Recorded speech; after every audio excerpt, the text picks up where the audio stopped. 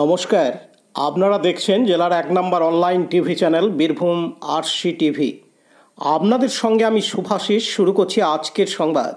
বিস্তারিত সংবাদে যাবার আগে দেখে নেব সংবাদ শিরোনাম। মাধ্যমিকে অষ্টম ও দশম স্থান অধিকার করল সৃজয়ী ঘোষ ও সম্যক দাস। মাধ্যমিকে নবম স্থান অধিকার করল দুবরাজপুরের দিশা ঘোষ। বাল্যবিবাহ রোধে মিছিল স্কুলের ছাত্রীদের নিয়ে সিউড়ির মল্লিকপুর অঞ্চলে। নবনির্মিত মনসা মন্দিরের উদ্বোধন দুবরাজপুর ব্লকের লোবা অঞ্চলে।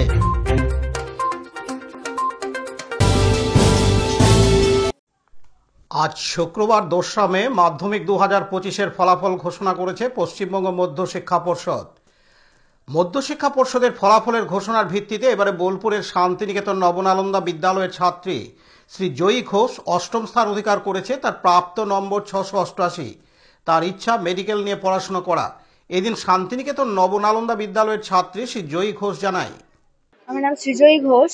আমার প্রাপ্ত নাম্বার 688 আর 8th rank in West Bengal. Average 7-8 ঘন্টা। এই যে রেজাল্ট করেছো এর পেছনে কাকে? আমার বাবা মা, আমার স্কুল শিক্ষক শিক্ষিকা। আমি ছোটবেলা থেকে যে স্কুলে পড়েছি সব মানে স্কুলের অবদান এবং আমার শিক্ষক শিক্ষিকার অ্যাডভাইস গাইডেন্স, আমার বাবা মা, তাছাড়া আমার বাড়িতে আমার বোন, সকলের মোরাল সাপোর্ট এবং একাডেমিক ভাবে ভীষণভাবে সাপোর্ট পেয়েছি। পড়াশোনা করতে কি ভালো লাগে? ছোটবেলায় নাচ শিখতাম, তারপর মানে হায়ার ক্লাসে উঠে আর কন্টিনিউ করিনি। বাড়িতে ছবি আঁকতাম, বই পড়তাম। এরপরে কি করার ইচ্ছা আছে? আপাতত মেডিকেলের প্রিপারেশন নেব, মেডিকেল সায়েন্স নিয়ে এগোবার ইচ্ছে। সৃজয়ী ঘোষ। অন্যদিকে সম্যক দাস রাজ্যে মাধ্যমিক পরীক্ষায় ১০ম স্থান অধিকার করেছে। বীরভূমের শান্তিনিকেতনের নবনালন্দা বিদ্যালয়ের ছাত্র। তার প্রাপ্ত নম্বর ৬৮৬। শান্তিনিকেতন নবনালন্দা বিদ্যালয়ের ছাত্র সম্যক দাস জানায়, সম্যক দাস, আমি ৬৮৬ পেয়েছি। আমি সারা পশ্চিমবঙ্গে ১০ম স্থান অধিকার করেছি। ১০ম স্থান অধিকার। কখন জানতে পারলে যে তুমি? আমি টিভিতেই শুনছিলাম, আমি শুনিনি। খুব ভয় লাগছিল, তাই আমি শুনিনি। দিদি মা বাবা শুনছিল, তাই তখনই ওরাই আমাদেরকে জানালো। কেমন লাগছে?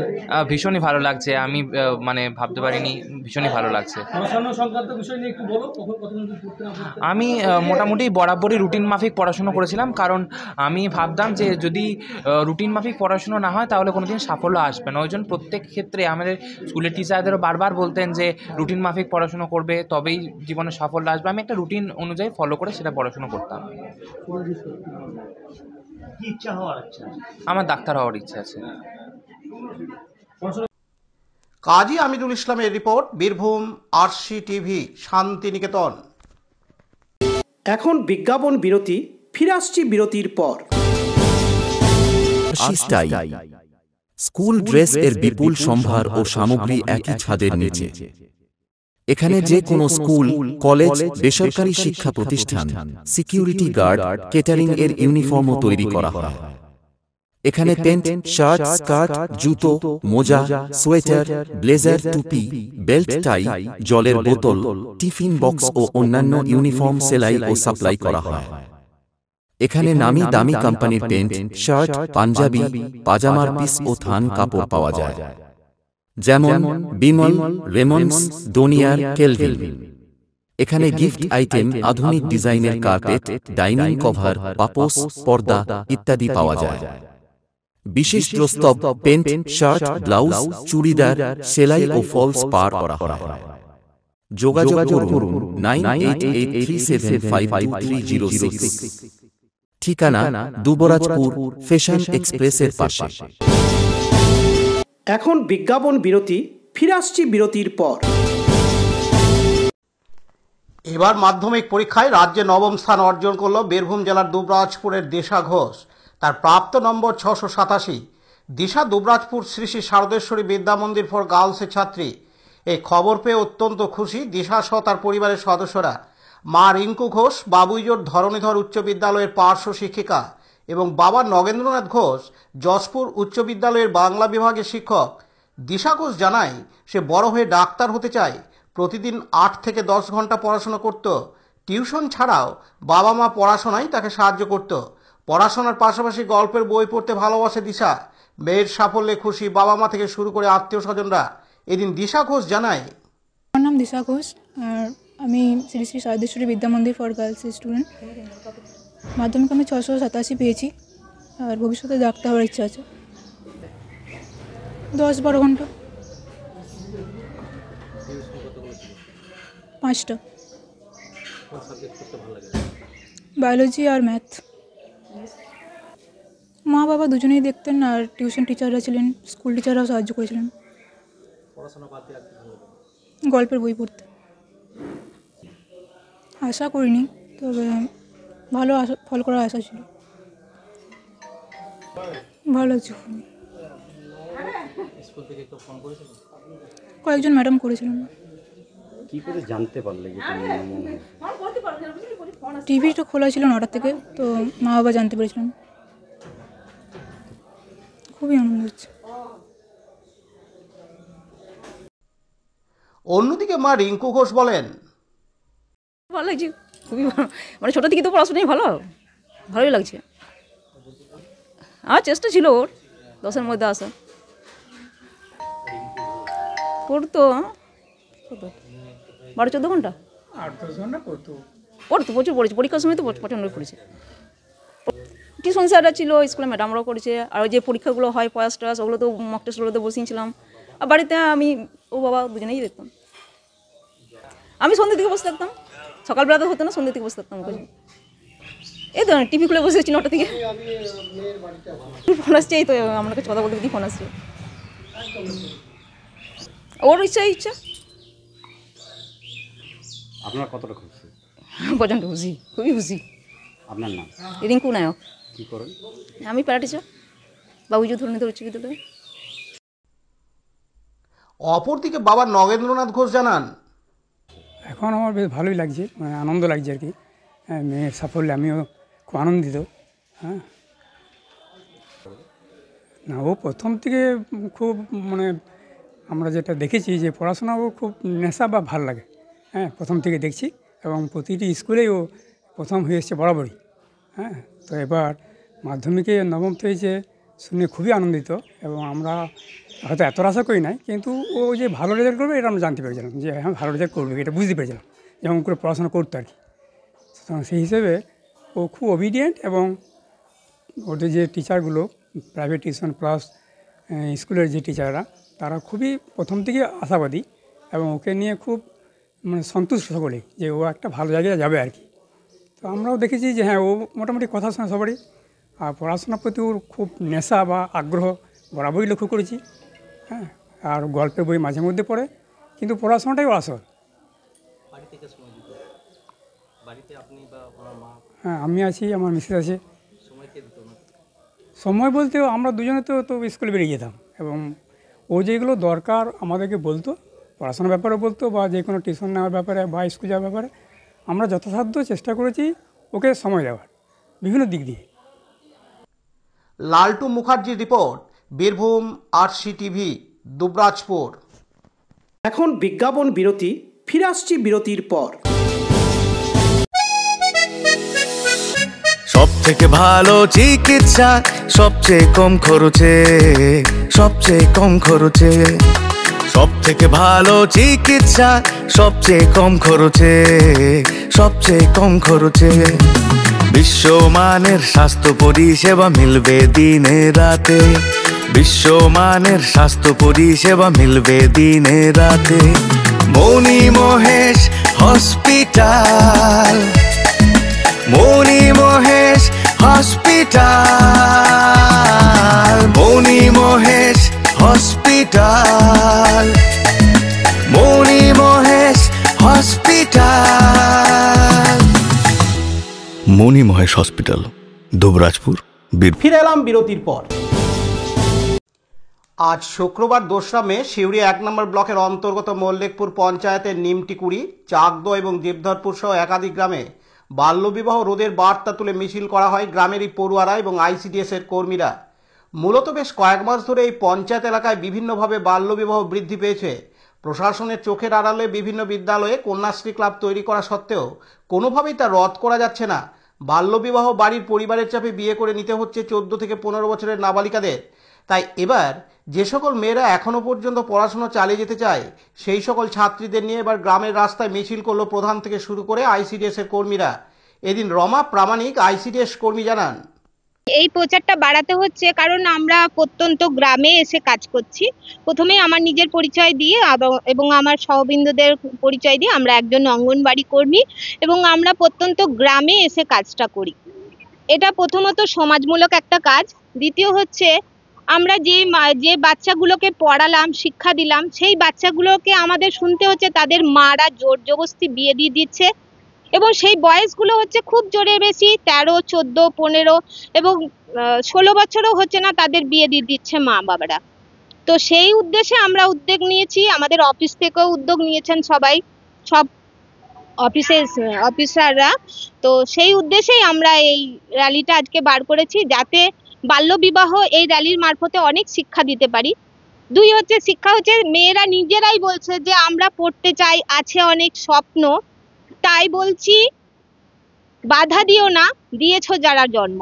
মেয়েরা নিজেরাই বলছে যে আমাদের জন্ম দিয়েছো কিন্তু আমাদের উঠতে দাও, আমাদের বাড়তে দাও। আবার অনেকে স্লোগান দিচ্ছে যে বাল্যবিবাহ যদি করি তাহলে আমরা আইনত দণ্ডনীয় অপরাধ, সেটা নিজেরাই বলছেন। আবার বলছে যদি করে দিই 100 ডাইলে দিতে পারবে তো বাল্যবিবাহ। অনেকে অনেক রকম স্লোগান দিচ্ছে, তো যাতে না হয় এই জিনিসটা, তার জন্য এই স্লোগান। আর বৃদ্ধি হয়েছে কতটা বাল্যবিবাহ? অনেকটাই বৃদ্ধি হয়েছে। যেমন ইদানিং আমাদের আমরা পালন জীবধরপুর গ্রামে একটা 14 বছরের মেয়ে, নাম রাধারানী নন্দিনী অঙ্কুর, তার বিয়ে দিয়ে দিচ্ছিলেন মা বাবা মিলে, সেটাকে আমরা বিয়ে রোধ করতে পেরেছি। এটাই বৃদ্ধি হয়েছে। আর সচেতনতা বাড়াতে কি র্যালি? অবশ্যই সচেতনতা বাড়ানোর জন্যই র্যালি। যেহেতু মারা চাইছে না পড়াশোনা করাতে, বাবারা চাইছে না, পরিবারের লোক হয়তো চাইছে না, কিছু মানুষজন চাইছে। যারা চাইছে, যে বালিকাগুলো চাইছে, সেই বালিকাদেরকে নিয়েই আজকে র্যালি। যারা পড়তে চায়, যারা শিক্ষা পেতে চায়, যারা জীবনে অনেক উন্নতি করতে চায়, তাদেরকে নিয়েই আমাদের এই র্যালি।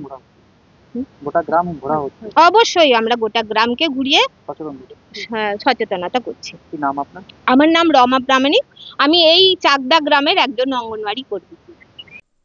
অন্যদিকে মল্লিকপুর গ্রাম পঞ্চায়েতের প্রধান সুবল দত্ত বলেন, আজকে কর্মসূচিটা উদ্যোগ নিয়েছে আমাদের আইসিডিএস এর কর্মীবৃন্দ, মল্লিকপুর জিপির। এর উদ্দেশ্য যে আমাদের গ্রাম বাংলা এবং পশ্চিম বাংলায়, বিশেষ করে বীরভূম ডিস্ট্রিক্টে যে বাল্যবিবাহটা ব্যাপক হারে বেড়ে গেছে। যেমন 18 বছরের নিচে অনেক মেয়ের বিবাহ দিয়ে দিচ্ছে। আমাদের গরিব ঘরের মানুষরা বুঝতে পারছে না যে তাদের শরীরের কত ক্ষতি করছে। তার সচেতনতা বৃদ্ধি করার জন্য আমাদের এই র্যালি এবং আমাদের আইসিডিএস এর কর্মীদের উদ্যোগ। আপনার এই পঞ্চায়েতে কত % বৃদ্ধি হয়েছে এখন বাল্যবিবাহ? খুব সামান্যই বেড়েছে, প্রায় 15% মতন। সেটা রোধ করছেন? হ্যাঁ, রোধ করছে। এই রিসেন্ট আমরা একটা বাল্যবিবাহ বন্ধ করছি, যেটা আমার মল্লিকপুর পঞ্চায়েতের অফিসের পেছনে আমরা একটা গ্রাম আছে, সেখানে নন্দিনী অঙ্কুর বলে একটা মেয়ের বিয়ে হয়ে যাচ্ছিল। গত 22 তারিখে বিয়ের ডেট ছিল, এপ্রিলে। তো আমরা জানতে পারি এবং আমার প্রশাসনিক দিক দিয়ে আমরা উদ্যোগ নিয়ে সেই বিবাহটা বন্ধ করেছি এবং এখন খুব ভালোভাবেই আছে। এবং এই প্রচারটা আমরা গোটা পঞ্চায়েত জুড়েই আমরা করছি। হ্যাঁ, আগে খুবই কম ছিল, রিসেন্ট একটু বেড়ে গেছে। আমাদের এই 24-25 সালে বীরভূম ডিস্ট্রিক্টে একটু বেড়ে গেছে, বিশেষ করে আমাদের মল্লিকপুর সিউড়ি 1 ব্লকেও একটু বেড়েছে। তার জন্য আমরা প্রশাসনিক লেভেল ধরে আমরা এইটা উদ্যোগ নিয়েছি, যাতে বাল্যবিবাহটা রোধ করা যায় এবং এর একটা প্রভাব কিন্তু ভালোভাবে পড়ছে। সিউড়ি যে নিমটিকুড়ি থেকে, এটা চাকদহ আইসিডিএস সেন্টারে এখন একটু বিশ্রাম নিচ্ছে। এরপর আমরা চাকদহ গ্রাম ঘুরবো, ঘুরে পরে মল্লিকপুর পঞ্চায়েত অফিস জিবদাপুরে যেয়ে শেষ করবো। কারা আছে মিছিলে? আছে স্কুলের ছাত্রীরা বিশেষ করে আছে, মহিলারাই বেশি আছে এবং আমার আইসিডিএস এর কর্মীরা আছে, তার সঙ্গে আমি প্রধান মল্লিকপুর জিপি আছি। একদম, আমরা প্রতিটি স্কুলকেই জানিয়েছি যে কন্যাশ্রী যারা উপভোক্তা এবং আমাদের পঞ্চায়েতে তারা সার্টিফিকেট নিতে আসে অবিবাহিত বলে, আমরা বিভিন্ন দিক দিয়ে প্রচার করছি যাতে তোমরা এই কন্যাশ্রীর টাকাটা পাও। 18 বছর বয়স হলে এবং রূপশ্রী 25,000 টাকা পাবে। আমাদের সরকার, মাননীয় মুখ্যমন্ত্রী মমতা ব্যানার্জির উদ্যোগ মহিলাদেরকে আরও সমৃদ্ধি করার জন্য। তো তার জন্য আমরা যথেষ্টভাবে প্রচার চালাচ্ছি এবং পঞ্চায়েত থেকেও প্রচার চালিয়েছি এবং প্রতিটি আমার এলাকায় দুটি হাই স্কুল আছে, একটা গোবিন্দপুর উচ্চ প্রাথমিক আর একটা আড্ডা সত্যপ্রসন্ন প্রাথমিক উচ্চ মাধ্যমিক। এই দুটো স্কুলের হেডমাস্টারদেরকেও সচেতন করেছি যে আপনারা মহিলাদেরকে ইয়ে করুন, এবং তারা পথনাটিকা তৈরি করেছে এবং র্যালি করেছে এবং আমরা পঞ্চায়েতের তরফ থেকেও করেছি। বিভিন্নভাবে আমরা উদ্যোগ নিয়েছি যাতে এই যে বাল্য বিবাহটা রোধ করা যায়। আপনার নাম? আমার নাম সুবলচন্দ্র দত্ত, প্রধান মল্লিকপুর জিপি। পার্থ দাসের রিপোর্ট, বীরভূম RCTV, সিউড়ি। এখন বিজ্ঞাপন বিরতি, ফিরে আসছি বিরতির পর।